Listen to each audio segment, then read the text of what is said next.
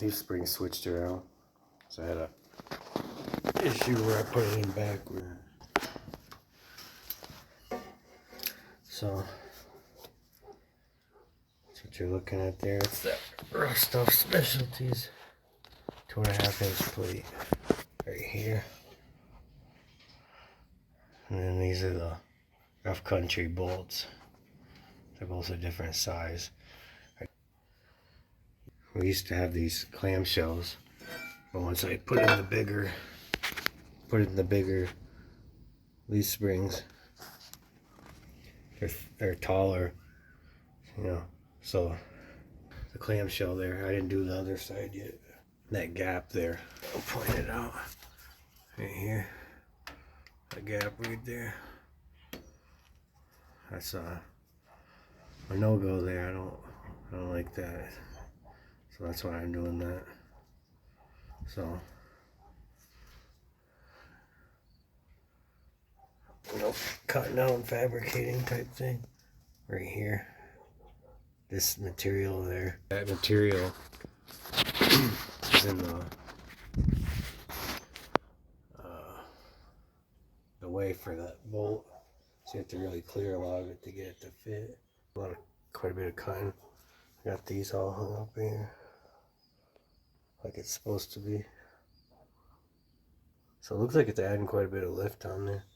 So do something about this exhaust so that it's not intersecting this leaf spring. You see that?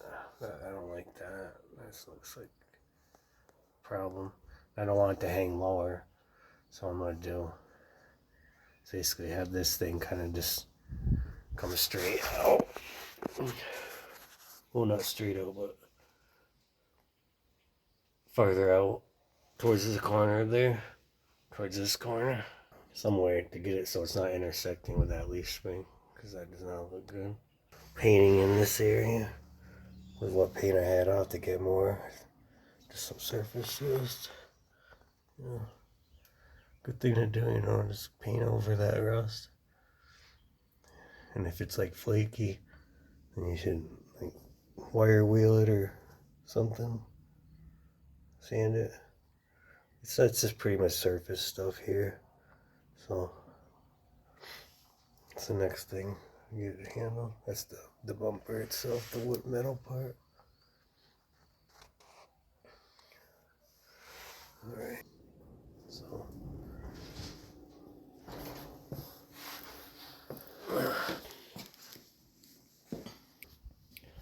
this modification here. So you can open the rear hatch. Just when you do it, you just want to pull from the left side and give it a good solid tug. That's just some 550 cord I had.